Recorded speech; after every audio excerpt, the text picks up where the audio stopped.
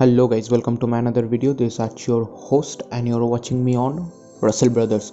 So finally WWE's last pay-per-view TLC is over, and what the thing that we have seen in TLC, some unexpected things that WWE has made us witness in this pay-per-view.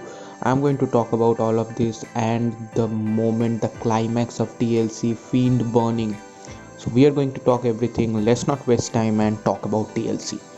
So the opening segment of TLC is a very surprising one because we get to see WWE Championship TLC match between Drew McIntyre and AJ Styles. And as we have expected, this match will be a brutal one. Both the superstars for the first time colliding with each other, tables, ladders, chairs. This superstar is hitting everything to each other with this kind of weapons. But the main twist of the match comes when we get to see the cash in. As I've told that there can be a cash in, and Miz cashes in his money in the bank, but the things get really twisted because Miz has failed to stand up to that cash in, because after Miz cashes in, this match becomes a triple threat, and that makes the match more and more interesting. Three superstars climbing the ladder trying to grab the gold, and I think it's a very unique thing. And at one point of a time, we all thought that WWE will never make Miz a fail casher of the Money in the Bank, but that what's happened. And the main part here took is AJ Styles bodyguard Omos. He played a very good part. He omitted John Morrison. He has played a big part in omitting Miz also. But at the end, I think that what happens. Drew McIntyre kicking everyone out and grabbing the gold, and I think that this is the perfect ending of the match. So Miz cashes in has been failed. Drew McIntyre beat AJ Styles. Let's see what happens, but I'm really happy for Drew McIntyre. Okay, now the next match. The next match is a SmackDown Women's Championship match between Sasha Banks and Carmella. See, speaking about the match, I think I have already told in one of my previous videos that both Sasha Banks and Carmella is a similar kind of superstar. Though WWE haven't showed Carmella in that way, like they have shown Sasha Banks, but I think they both are kind of a similar kind of a wrestling, technique, and that we have seen in this match also. Very good match, a very promising match. Carmella giving a very good fight after her return. I'm really happy with Carmella, but Carmella's messenger is also there taking part in the match, distracting Sasha Banks, and everything happens. But at the end, what happens to happen? Also, despite giving a good match, I think it's a very good decision that Sasha retains the championship, and I hope that WWE give her a long run this time. So maybe this is not over for Carmella and Sasha, but I really hopeful that in the future these two will deliver another good match. But at the end, Sasha is the winner. Okay, now talking about the next match that happens, that is the Raw Tag Team Championship. See, New Day versus two halves of the Hurt Business. The match was pretty decent. I think these two team delivers far better match against each other in Raw.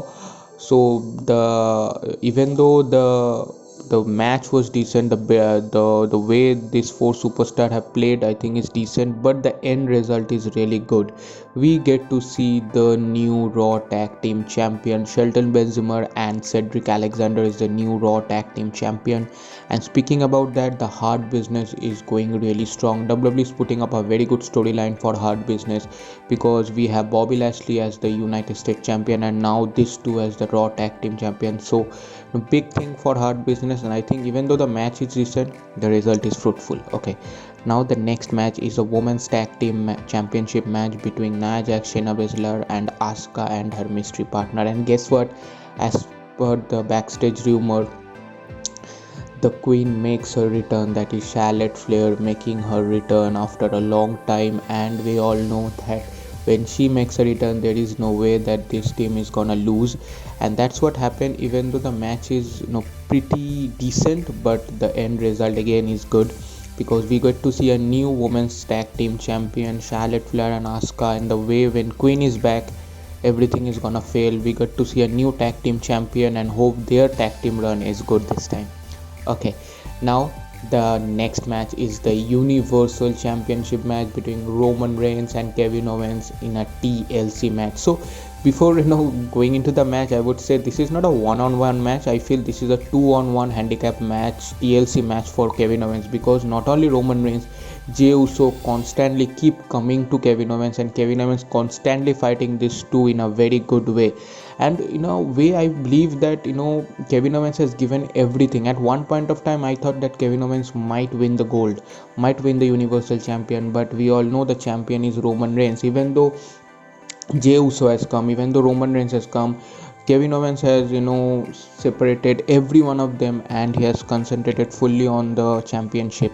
But Roman Reigns has also played a good game. I think being a heel character, that is his part. Even though we are disappointed with the ending, that is with a low blow, Roman Reigns has grabbed the championship by putting up on the ladder.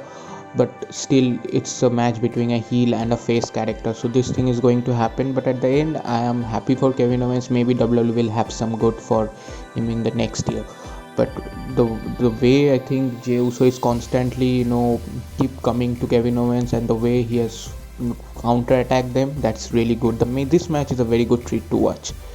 Okay, now coming to the main event, that is the Inferno match between the Firefly Inferno match, to be honest, between Fiend and the Randy Orton. So seeing in the main event, I first thought that WWE will have some surprises, because in this year to 2020 we have seen some of the unique matches, some of the unique stipulation, and that's what happens in this match.